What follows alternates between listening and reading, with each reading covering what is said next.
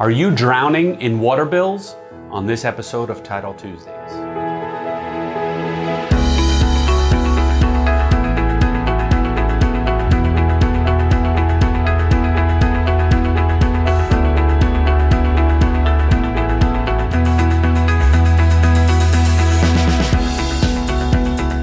Hey everybody, welcome back to another episode of Title Tuesdays. My name is Kevin Thatcher, the founder and CEO here at Independence Title, also known as your Title King. So I asked at the beginning of the video, are you drowning in water bills?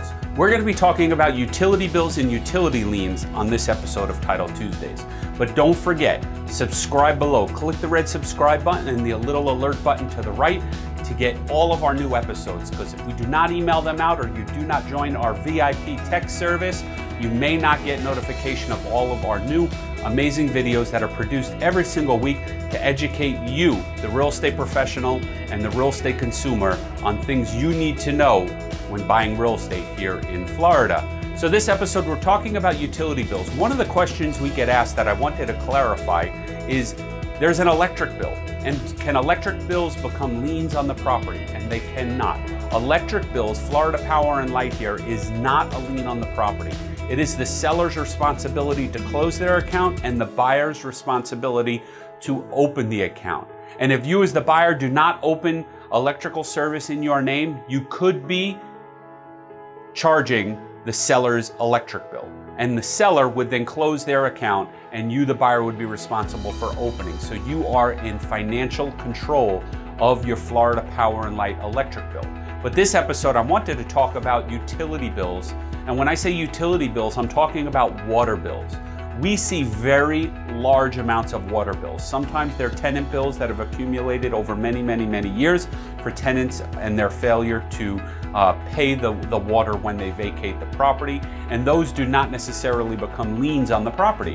What does become liens are sellers' water bills that are in the seller's name that they forget to close out, and you, the buyer, may not open the bill and a new account in your name, and it just keeps accumulating.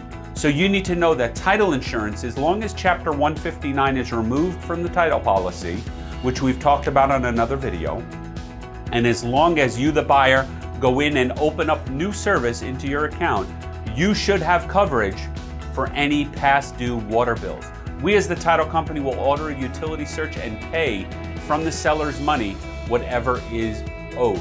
So a lot of people say, well, what can it be? How much money can it be? I've seen up to $10,000+ in past due water bills.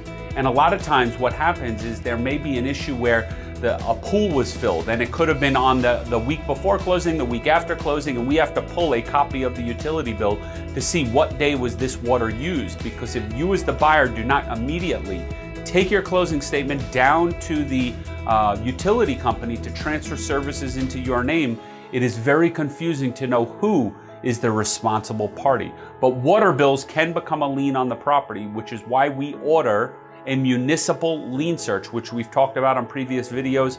There are some of the vendors we've had on previous videos talking about what's covered in those types of searches.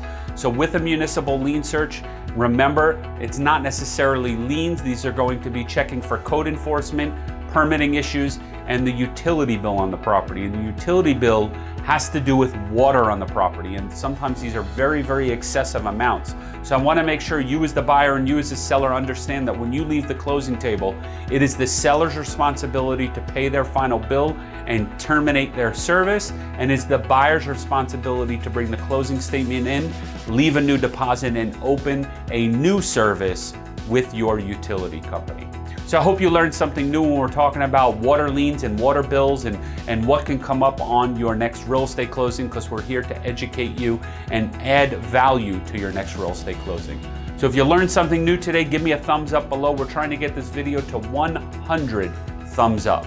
The more thumbs up you give, we know that it's working. We know that we are empowering the community to learn something new in this business, maybe for your next closing. So thanks for watching this episode of Title Tuesdays. My name is Kevin Thatcher, the founder and CEO here at Independence Title, and I look forward to seeing you at the closing table.